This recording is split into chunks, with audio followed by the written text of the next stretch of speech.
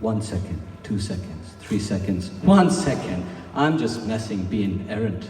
This is a spoken word errand, a missive of a psychopath launching an Armageddon of words about a miseducation so absurd I got poor student indignity conferred. Yeah, I could launch some curse words at some lecturers, which I may or may not be forced to retract, but the honest and actual fact is, I hate maths. They showed me the right angle triangle and told me a squared plus b squared equals c squared. But they never showed me the squares around the triangle. I never saw the bride's chair. So humor me this. Is that all there is to Pythagoras?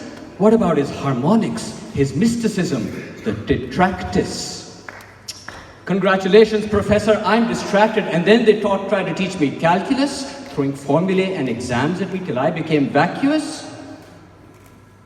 For Newton developed the language to calculate the area under a curved surface, but no one told me this.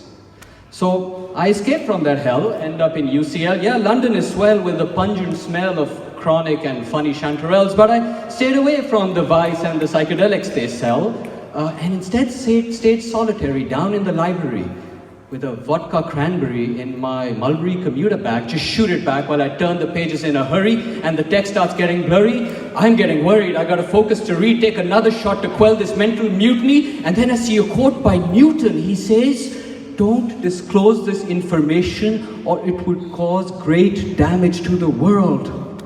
Now, this was a WTF moment. I mean, this is not some carnival showman. What the hell is Isaac doing? What information is he disclosing? And this is not going to be an expose, but let us just suppose in calm repose that this was a brilliant scientist. He gave us the spectrum, laws of motion, optics and gravity. So don't get mad at me when I tell you that you don't even see half of what he wrote. All you see is the tip of the iceberg, and I'm trying to find the right words to tell you that this uber nerd, this adult, spent most of his life writing about the occult.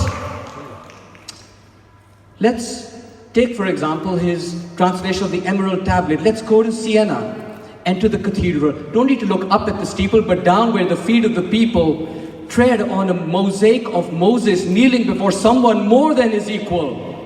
That's Hermes. And Moses isn't in there for a Birkin, he's there for learning about how the universe is working. Something is lurking behind the curtain. Of that I'm certain without batting an eyelid. And while I'm at it, let me throw a rotten tomato at one dude I hate. Oh, that Plato. You've seen Raphael's School of Athens up there in the Vatican, this fella in the center pointing up at heaven, preaching some kind of extremist perfection.